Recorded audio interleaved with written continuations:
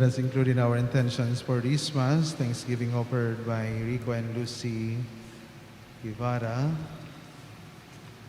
and for all the souls in purgatory, especially the souls of Cipriano, Eugenia, and Pedro.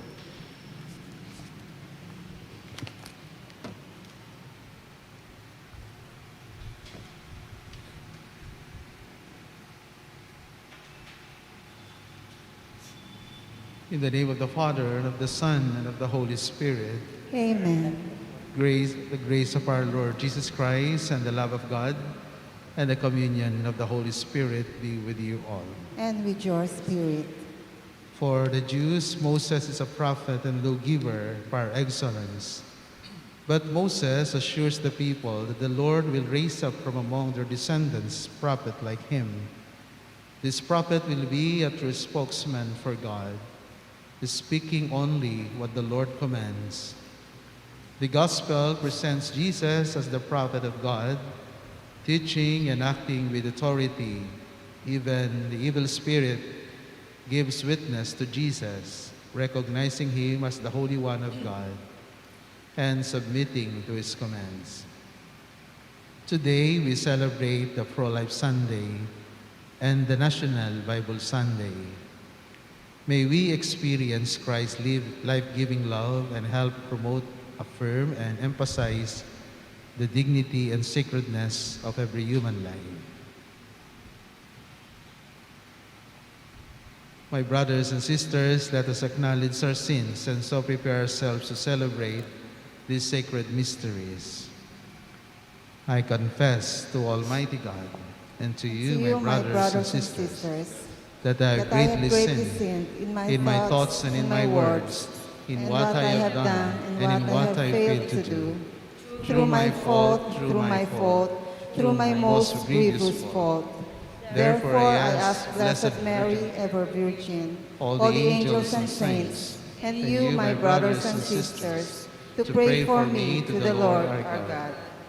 May Almighty God have mercy on us, forgive us our sins, and bring us to everlasting life. Amen.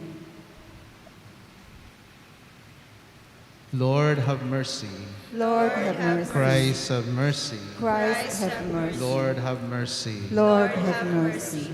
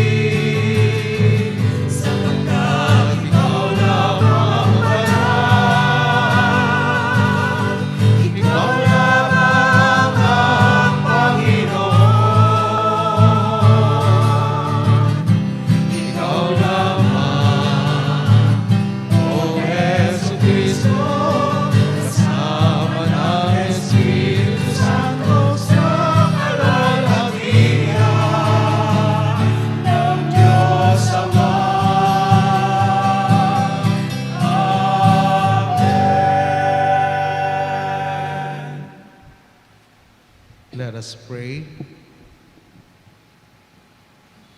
Grant us, Lord our God, that we may honor you with all our mind and love one another in truth of heart. Through our Lord Jesus Christ, your Son, who lives and reigns with you in the unity of the Holy Spirit, one God forever and ever. Amen.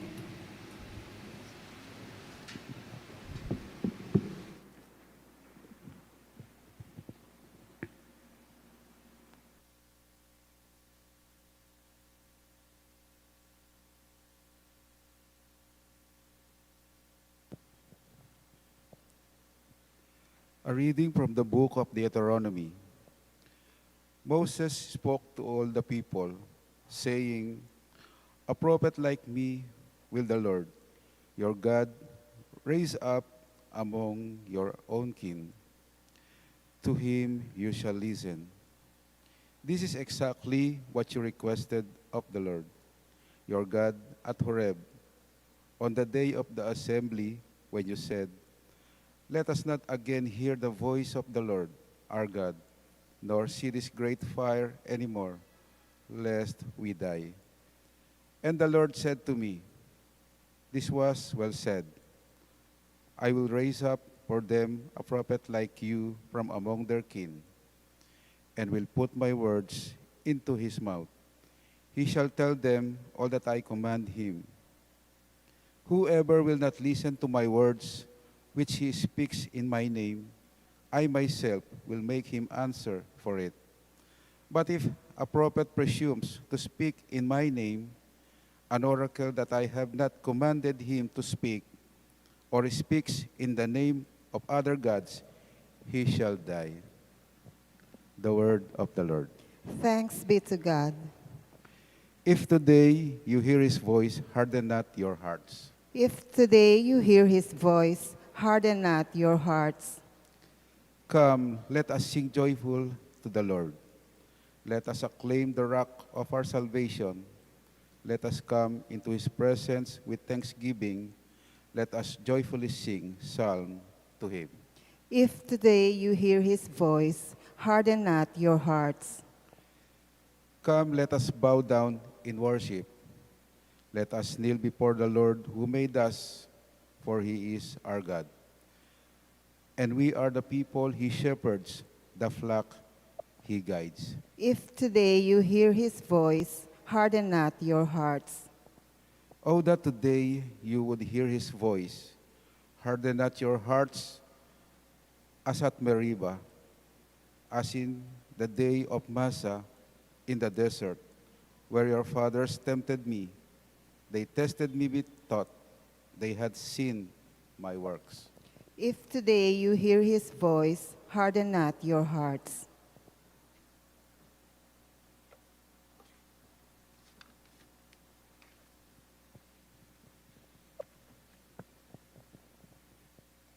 A reading from the first letter of St. Paul to the Corinthians.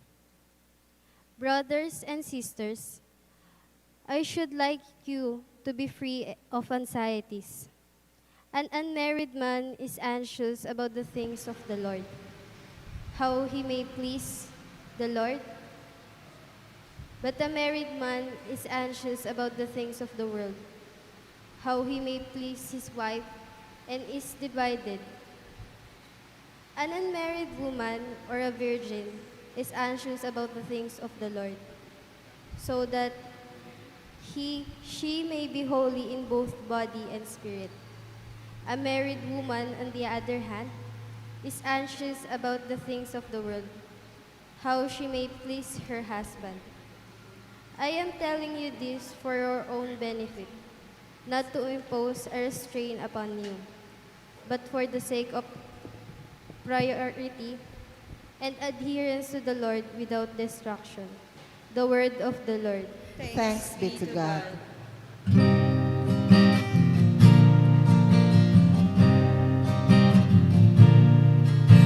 Sing hallelujah to the Lord. Sing hallelujah to the Lord. Sing hallelujah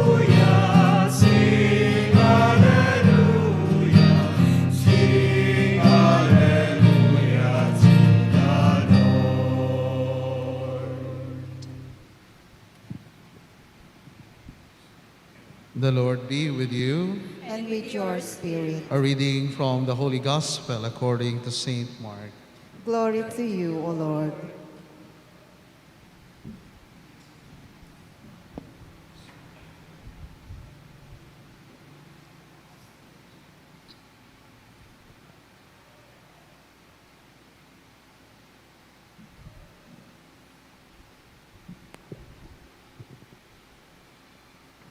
Then they came to Capernaum on the Sabbath. Jesus entered the synagogue and taught. The people were astonished at his teaching, for he taught them as one having authority and not as the scribes. In their synagogue was a man with an unclean spirit, cried out, "What have you to do with us, Jesus of Nazareth? Have you come to destroy us? I know who you are, the Holy One of God." Jesus rebuked him and said, "Quiet, come out of him." The unclean spirit convulsed him, and with a loud cry came out of him. All were amazed and asked one another, "What is this? A new teaching with authority. He commands even the unclean spirits, and they obey him." His fame spread everywhere throughout the whole region of Galilee. The Gospel of the Lord. Praise to you, Lord Jesus Christ.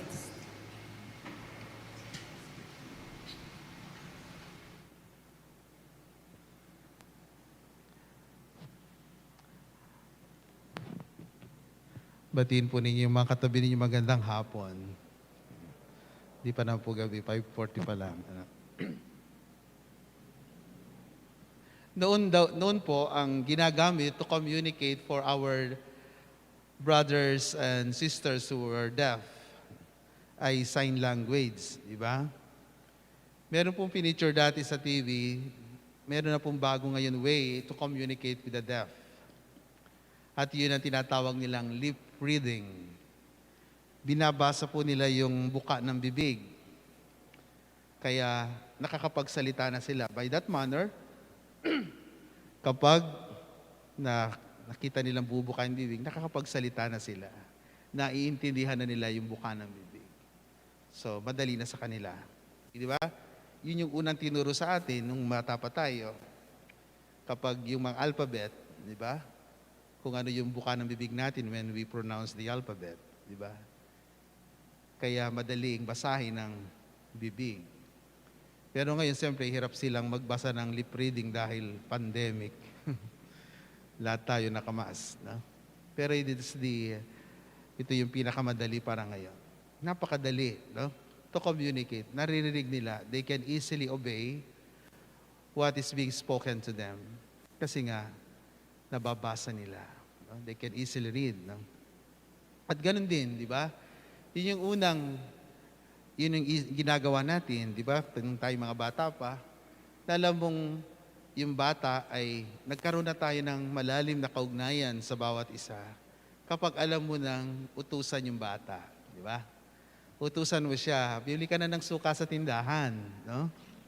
Kapag nakabili na yung bata, ibig sabihin ay maganda na yung relasyon. Kaya na niyang sumunod sa mga instruction, no? Pabibili mo naman suka, bibili mo ng hindi lang suka, minsan 3 na ang pinabibili mo, alam na niya, di ba? Kasi naunawaan na niya. So nagkaroon na ng development yung kanyang attitude towards the authority. At alam ng bata, ang sinusunod niya, sinabi ng magulang niyang ganito, yun talagang paninindigan ng bata. Kaya pagdating niya sa school, sasabihin niya sa teacher, pag tinuturuan ng teacher, sabi po ni Mami, ganito po eh. Di ba? Hindi nila kagad sinusunod yung teacher. Kasi yung authority na alam nila ay galing pa dun sa kanilang magulang. Pero later on, when they develop this kind of relationship, magbakaroon na ng baliktad na. Pagdating sa bahay, meron na silang authority na naman.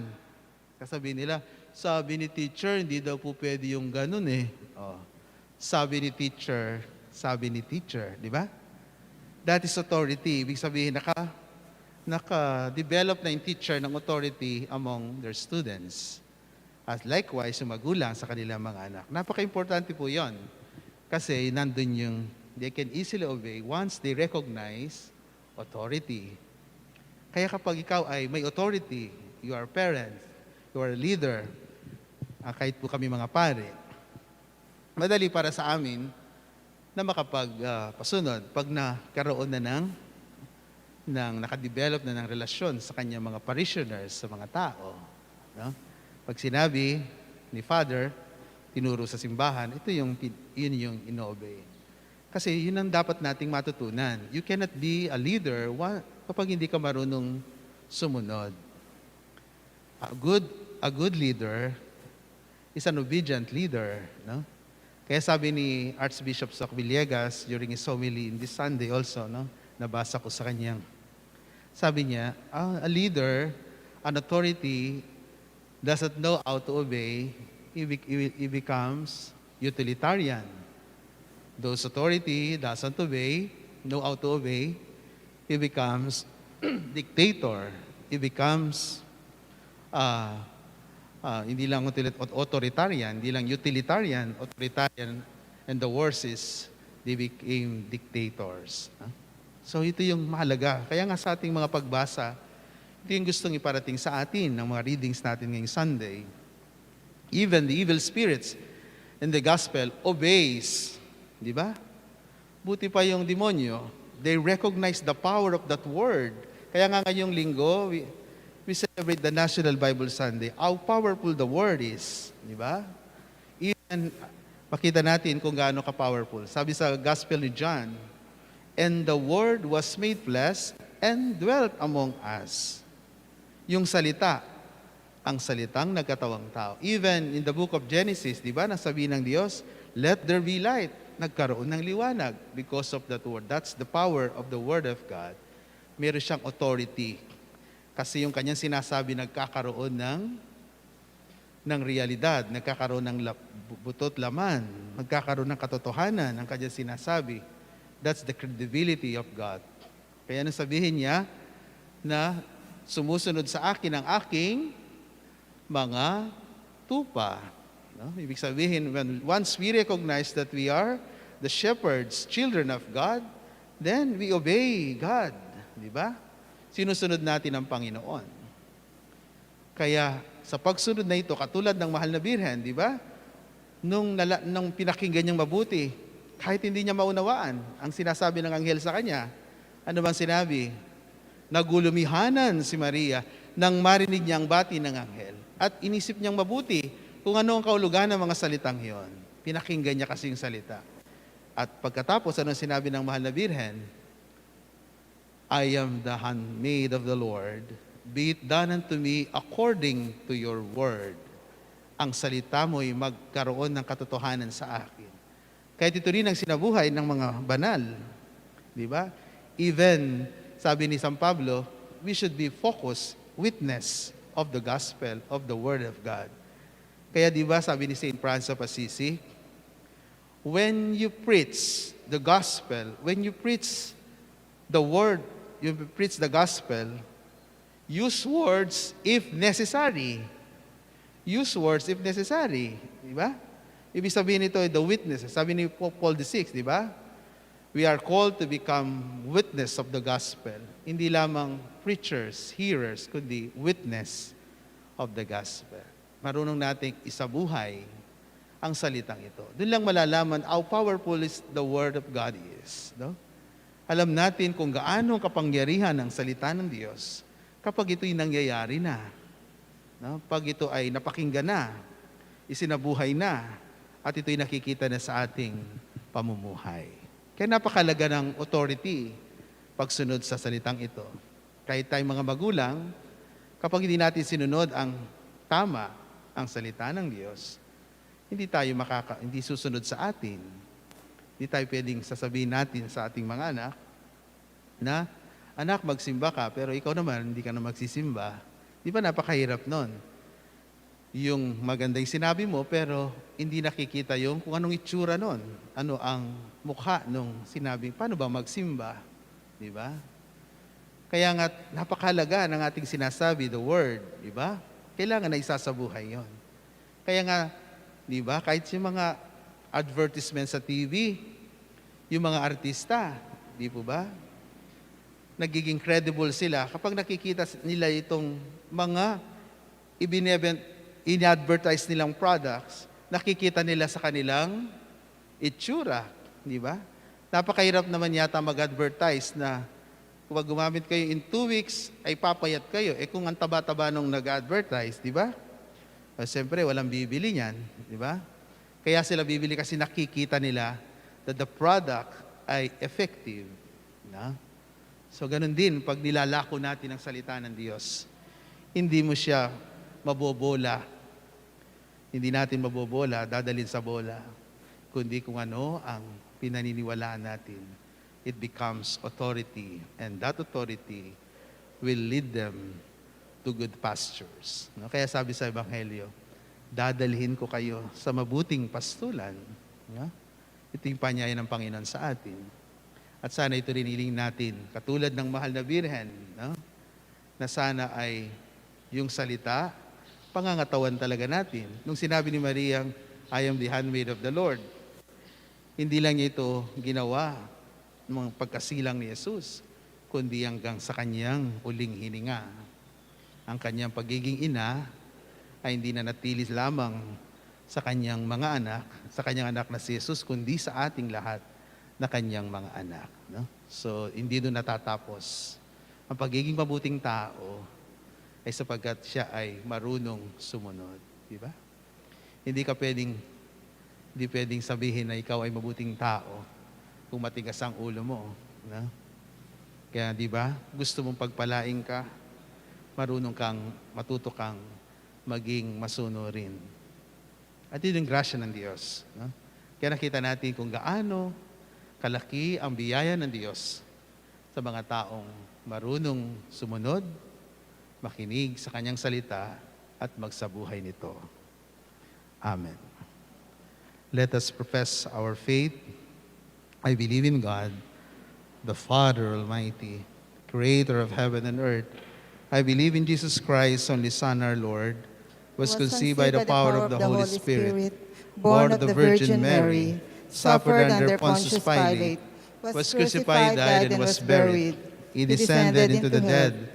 On the third day he rose again. He ascended into heaven, and is seated at the right hand of the Father. Almighty. He will come again to judge the living and the dead. I believe in the Holy Spirit, the Holy Catholic Church, the communion of saints, the forgiveness of sins, the resurrection of the body, and life everlasting. Amen. The Father has given us new life in Christ Jesus, who came to heal, to forgive, and to offer his life for us. With confidence, we pray, Lord, heal your people. Lord, heal your people.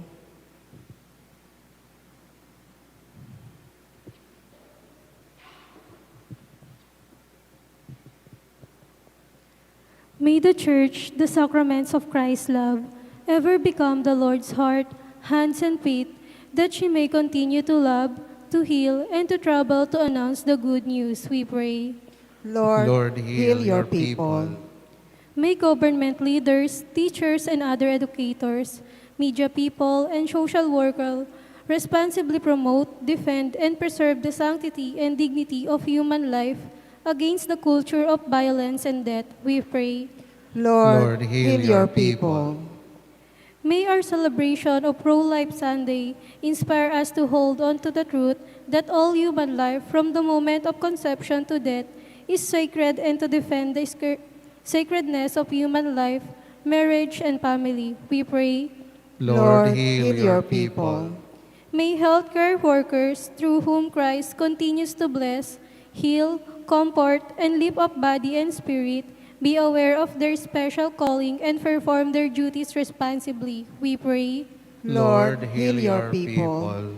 May consecrated persons continue on the ministry of mercy of Christ, who went about doing good and healing to all, we pray.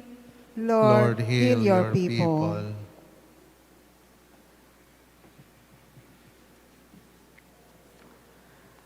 Listen to our prayers, Lord. May our communities be aware of the needs of many of your people and teach us to strengthen one another and carry one another's burden. We ask this through Christ our Lord. Amen.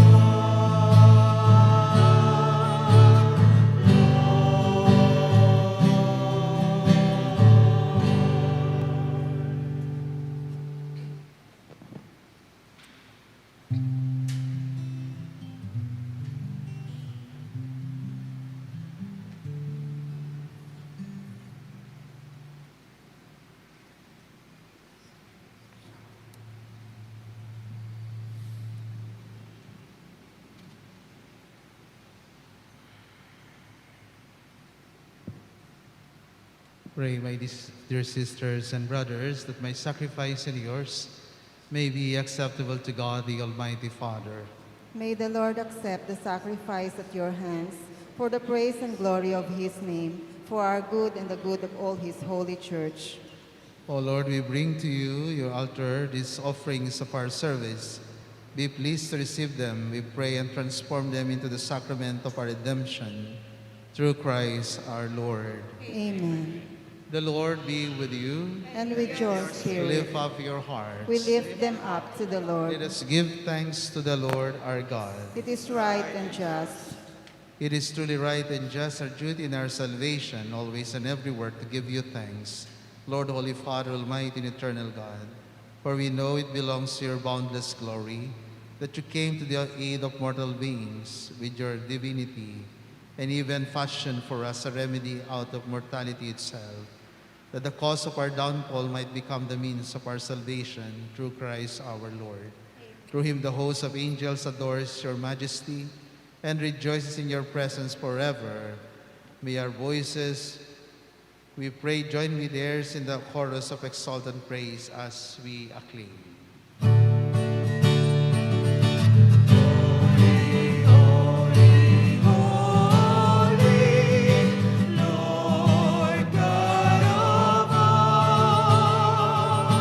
Heaven and earth are full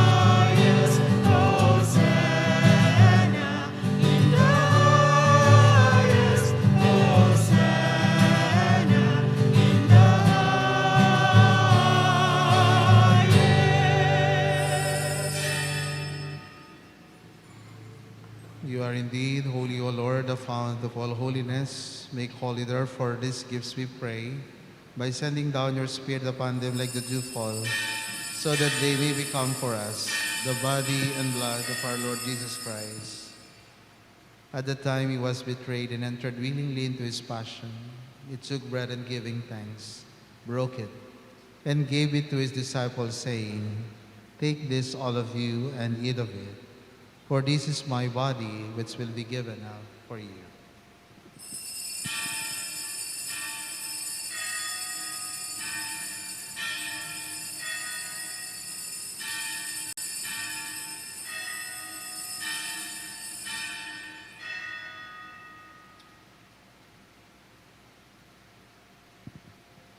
In a similar way, when supper was ended, he took the chalice, and once more giving thanks, he gave it to his disciples, saying, "Take this, all of you, and drink from it, for this is the chalice of my blood, the blood of the new and eternal covenant, which will be poured out for you and for many for the forgiveness of sins.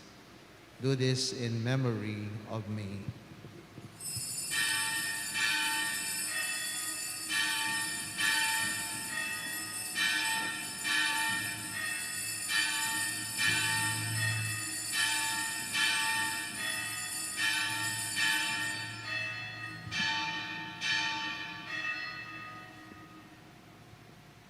The mystery of faith.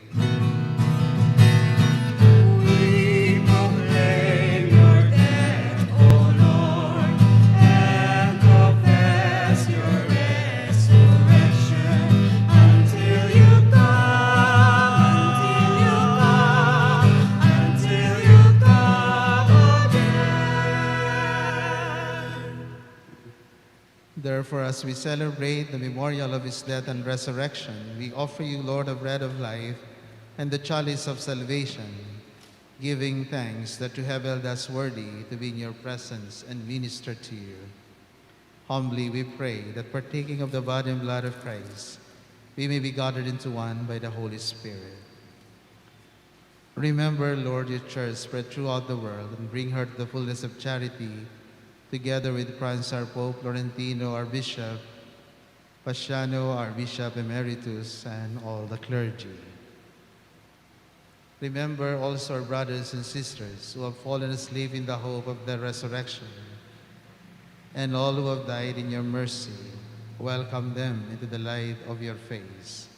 Have mercy on us all, we pray, that with the Blessed Virgin Mary, Mother of God, Nuestro Señor de la Merced, God, with the Blessed Joseph, our spouse, with the blessed apostles, and all the saints who have pleased you throughout the ages, we may merit to be co-heirs of eternal life, and may praise and glorify you through your Son, Jesus Christ.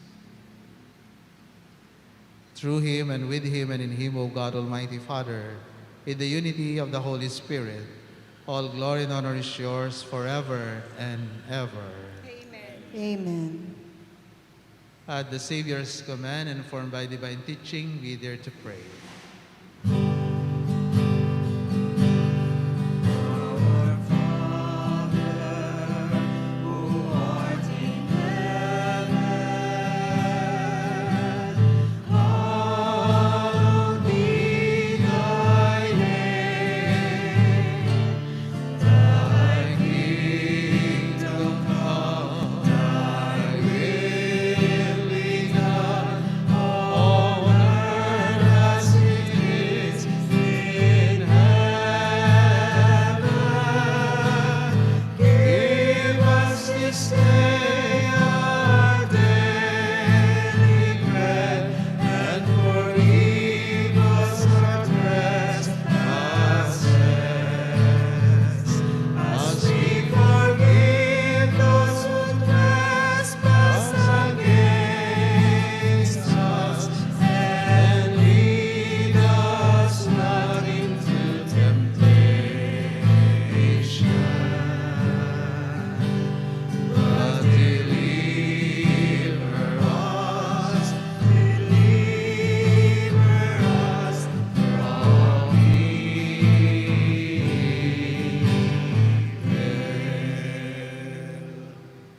Deliver us, Lord, we pray, from every evil. Graciously grant peace in our days, that by the help of your mercy we may be always free from sin and safe from all distress, as we await the blessed hope and the coming of our Savior, Jesus Christ.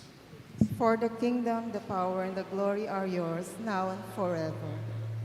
Lord Jesus Christ, who said to your apostles, "Peace I leave you, my peace I give you," look not on our sins, but on the faith of your church, and graciously grant her peace and unity in accordance with your will, who live and reign forever and ever. Amen. The peace of the Lord be with you always. And with your spirit. Let us offer each other the sign of peace. Peace be with you.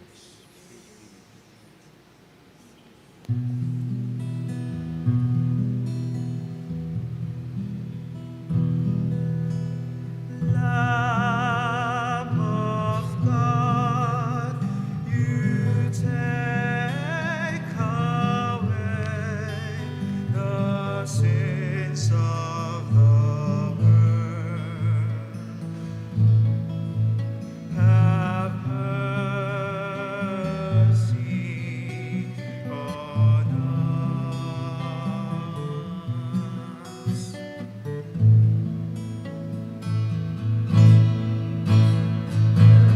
Lamb of God, you take away the sins of the world.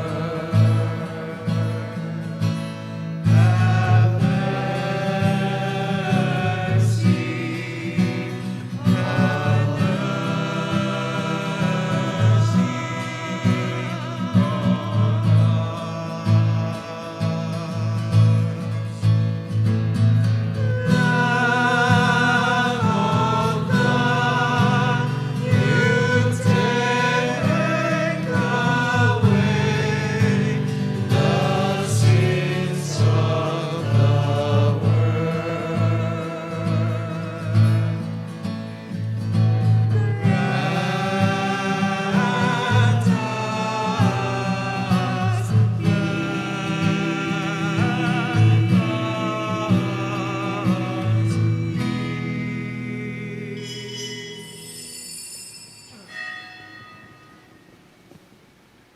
Behold the Lamb of God, behold him who takes away the sins of the world.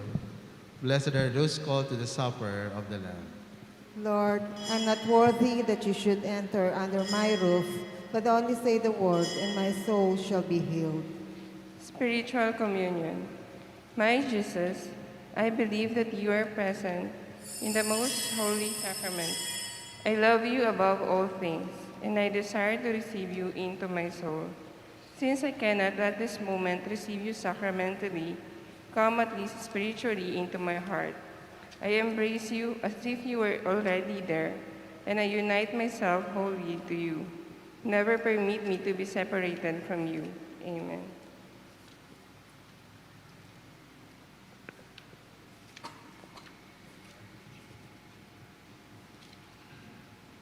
The body of Christ. Amen.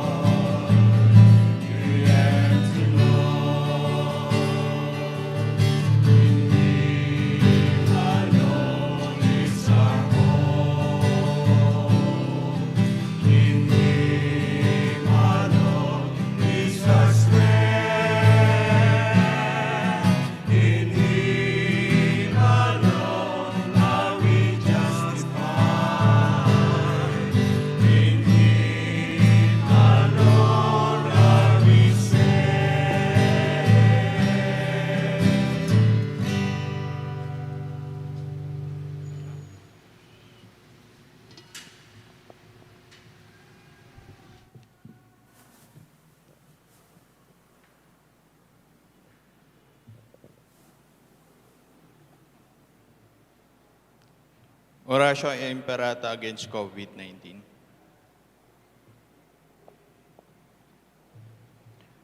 God our Father, we come to you in our need to ask your protection against the COVID-19 that has disturbed and even claimed lives.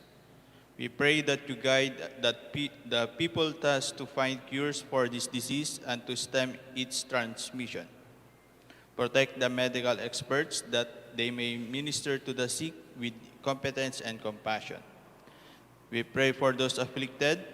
May they be restored to health soon. Protect those who care for them. Grant eternal rest to those who have died.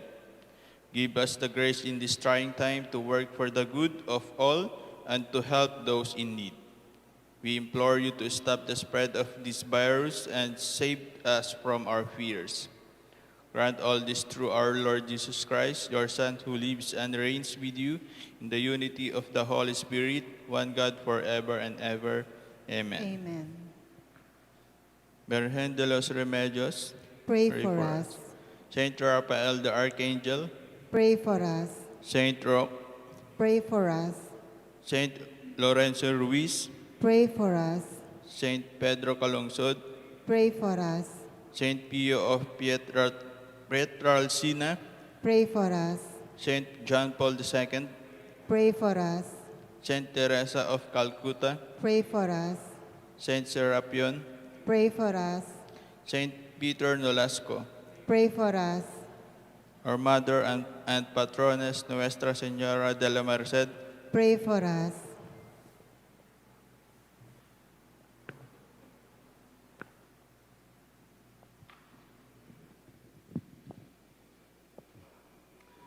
Let us pray.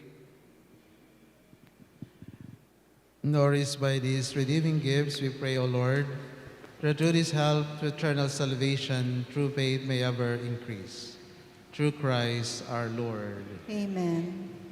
Kayo kapasalamat kay Father Aris for inviting me to celebrate with you in this Eucharistic celebration.